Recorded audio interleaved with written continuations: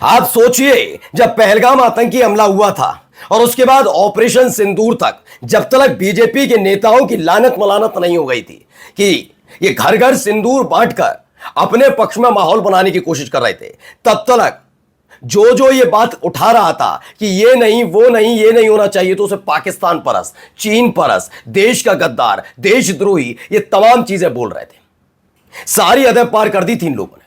लेकिन आज जब एशिया कप का जिक्र होता है, भारत और पाकिस्तान के बीच होने वाले जा रहे मैच का जिक्र होता है, तो सारे के सारे कहते हैं नहीं, खेल तो अलग चीज होती है, खेल बिल्कुल अलग चीज होती है, इससे कोई लेना देना नहीं होता।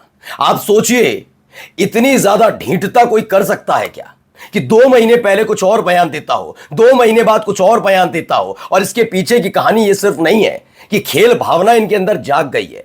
दरअसल इनके अंदर का खेल दूसरा है। जो चचा आईसीसी के अध्यक्ष बनकर बैठे हैं, उनका जो कनेक्शन है वो क्या काम कर रहा है? क्या वहां से आदेश आ गया ये करना जरूरी है? क्यों ये क्या कर किया जा रहा है, सवाल उठता है। और आज आपको दिखाऊंगा कि कैसे एक बीजेपी के दिग्गज नेता होने का दावा करने वाले क्या बोलते हैं भरे मंच पर, और जब फजियत होती है तो बताते मैंने तो ऐसा कुछ कहा ही नहीं था। बहुत सारी खबरें आज आप देखिए। गुस्सा फूट पड़ा है मोदी सरकार के खिलाफ उन लोगों का जिन्होंने पहलगाम आतंकी हमले के फौरन बाद मोदी सरकार का साथ दिया था, लेकिन अब वो कहते हैं कि तुम ऐसे नहीं थे, वाकई तुम इस लायक नहीं थे। नमस्कार, मैं हूं प्रज्वल गौतम और आप देख रहे हैं टाइम्स एक्सप्रेस। सबको पता है भारत पाकिस्तान मैच बहुत लोगों में होंगी कि ये बहुत बढ़िया, ये तमाम चीजें, लेकिन उन चीजों से पहले कुछ तस्वीरें दिखाने जा रहा हूं। इन तस्वीरों के जरिए जो इस देश की सरकार, बीजेपी और दिहाड़ी मजदूरों ने माहौल बनाया था वो समझिएगा। पहले ये तस्वीर देखिए, इस तस्वीर।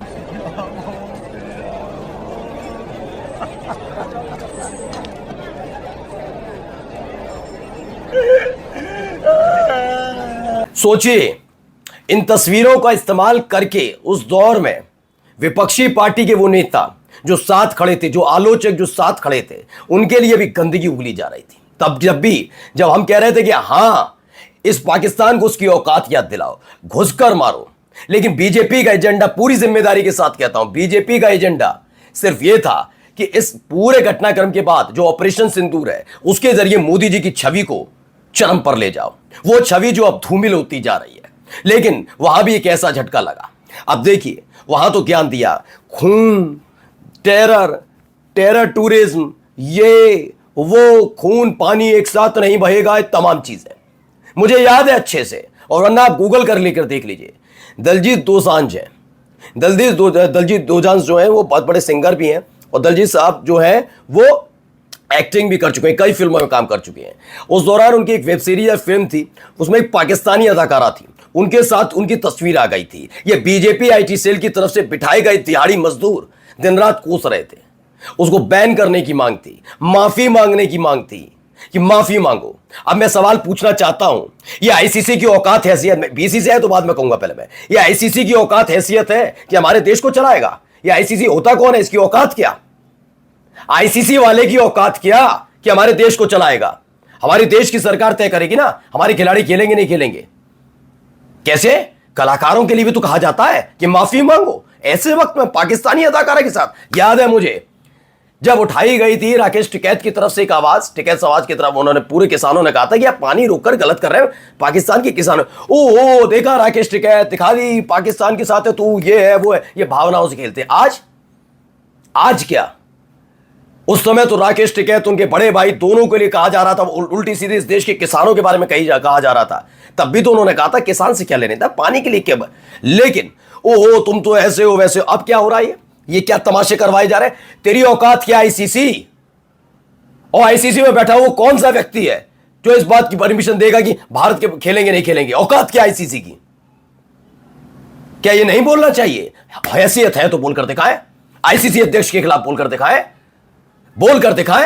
और भारत सरकार इतनी कमजोर है। आइए सुनिए क्या कहा जा रहा है, पहले सुनते चलिए। एक तस्वीर, एक खबर भी दिखाता चलो।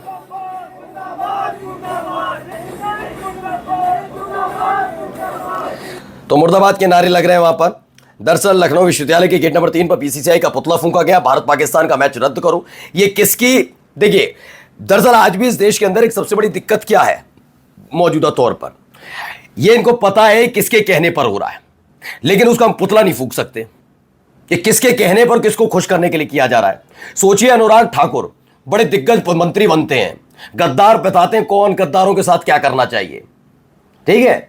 गद्दारी का सर्टिफिकेट बीजेपी देगी, गद्दार के साथ क्या होगा वो बीजेपी तय करती है। 2 महीने पहले तक ज्ञान की पाठशाला चला रहे थे भाई साहब, 2 महीने बाद कहते हैं ये ऐसा नहीं, ऐसा होता है जब अंतर्राष्ट्रीय स्तर पर होता है ना, तो यू नो दैट कि अंतर्राष्ट्रीय स्तर पर थोड़ा हमें करना पड़ता है और हमें मजबूरी हो जाती है, यू नो। तो मजबूर है ना नरेंद्र मोदी साहब, फिर वो आदमी मजबूर आदमी है ना। आपके लोगों ने क्या, आपने इस सवाल का जवाब दिया दलजीत के साथ जब एक पाकिस्तानी अदाकारा की आ गई थी तस्वीर, तो ये लीचड़ किस्म के लोग जो बदतमीजी कर रहे थे, तब उनके लिए आप आगे आए थे। यू नो दैट जब अब किसानों के मुद्दा उठाते हुए राकेश टिकैत ने कह दिया था पानी मत रोकिए वहां की किसानों, तब ये बदतमीजी कर रहे थे, देशद्रोही और गद्दारों का जो दे रहे थे लीचड़ किस्म के लोग, तब आए थे। You know that Anurag Thakur तब कहां थे? ये पूरा नीति नियम ये आईसीसी और क्रिकेट से जुड़ा हुआ क्यों है? ऐसा क्या आईसीसी वाला कनेक्शन है कि यू नो दैट हो जाता है एकदम ही? ये सवाल का जवाब दीजिए ना। आप तो गद्दारों को पहचानते भी हैं और गद्दारों के लिए सजा भी आपको पता है क्या देनी चाहिए, आप ही तय करते हो ना खुले मन से। वो बात अलग है कि शाहिद अफरीदी के साथ जो कश्मीर को लेकर उल्टा सीधा बोला, उसके साथ बैठकर आराम से मौज मस्ती करिए, बातचीत करिए, वो आपके लिए बहुत बढ़िया है। अभी आके देखिए जरा, इनको भी सुन लीजिए, ये अपने आप को बहुत बुद्धिजीवी समझते हैं। क्या कहा था एक बच्ची ने, सुनिए पहले। नमस्ते सर, मेरा प्रश्न आपसे ये है कि जब ऑपरेशन सिंदूर हुआ था तो काफ़ी हाईलाइट किया था पाकिस्तानी सेलिब्रिटीज़ और उनके क्रिकेटर्स ने इंडिया के बारे में काफ़ी चीज़ें बोली थी। तब ये स्टेटमेंट काफ़ी बोली गई थी कि खून और पानी एक साथ नहीं बह सकता, खून और खेल एक साथ नहीं हो सकता। तो अब 14 को क्रिकेट मैच क्यों खेला जा रहा है पाकिस्तान के साथ? क्यों हमारे क्रिकेटर्स उनके साथ हाथ मिला रहे हैं?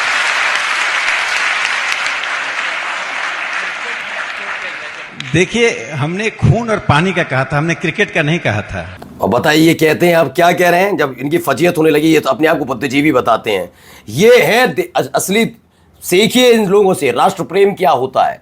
अनुराग ठाकुर से सीखिए, मोदी साहब से सीखिए, जय शाह से सीखिए, इनसे सीखिए क्या होता। अब देखिए इनकी हालत खराब हुई तो क्या बता रहे, सुन लीजिए इनको। मिरांडा हाउस में दैनिक जागरण के एक कार्यक्रम में भारत पाकिस्तान के बीच क्रिकेट मैच के ऊपर एक प्रश्न आया। उस प्रश्न के उत्तर में मैं कहना चाहता था कि यद्यपि कला और खेल को हम राजनीति से ऊपर रखते हैं, लेकिन आतंकवादी पाकिस्तान के संबंध में यह अपवाद है, इसलिए क्रिकेट मैच नहीं होना चाहिए। लेकिन कहने में चूक हुई। उसी उत्तर के दौरान मैंने साफ तौर पे कहा कि व्यक्तिगत हैसियत से मैं इस मैच को नहीं होने देना चाहता हूं। लेकिन वीडियो का एक खास हिस्सा प्रसारित किया गया जो पोस्ट ट्रुथ का एक अच्छा उदाहरण है। अभी भी देखिए क्या कह रहे हैं कि मैं व्यक्तिगत तौर पर इस मैच को नहीं होने देना चाहता हूं। आप किस पार्टी से ताल्लुकात रखते हो? आप हो क्या, पहले ये बताओ ना।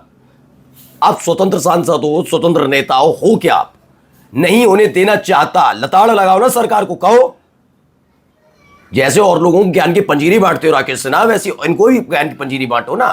तो उनके लिए नहीं है, इनके लिए नहीं है, सबके सारा ज्ञान कांग्रेस के लिए होगा भी। कांग्रेस ने क्या किया था, तब क्या किया था, है ना। आगे देखिए, अमित शाह का शुक्रिया कि उन्होंने अपने बेटे जय शाह को आईसीसी का चेयरमैन बनाया, नहीं तो कल भारत पाकिस्तान का मैच देखने को नहीं मिलता। जय शाह का शुक्रिया कि उन्होंने बिना डरे मैच का आयोजन कराने का निश्चय किया। बीजेपी को केवल व्यापार से मतलब है, उसे देश की भावनाओं से कोई मतलब नहीं है। कैसी बात कर रहे नहीं है, ये भावनाएं भड़काने वाले ही लोग हैं। गए थे घर घर दे सिंदूर बांटने, महिलाओं ने लताड़ कर भगाया, तब जाकर कहा हमने कुछ नहीं किया है। ये किसी को छोड़ने वाले नहीं है। और जाते जाते डोटासरा साहब क्या कह रहा है, सुन लीजिए। तो अमित शाह का बेटा है ना, उसका पूरा ऑल इंडिया का अध्यक्ष, तो अमित शाह के बेटे का कैसे धंधा चलेगा आप बताओ?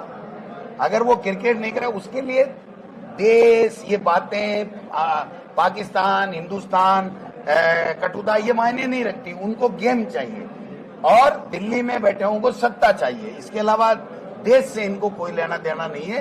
ये तो आम बात होगी। अब धीरे धीरे सब चीजें सामने आ लेगी कि इनकी कथनी और करनी में फर्क है। ये कहते कुछ हैं, करते कुछ हैं। मैं भी बता रहा हूं कि ये सारा का सारा खेल इसी के इर्द गिर्द रचा गया था।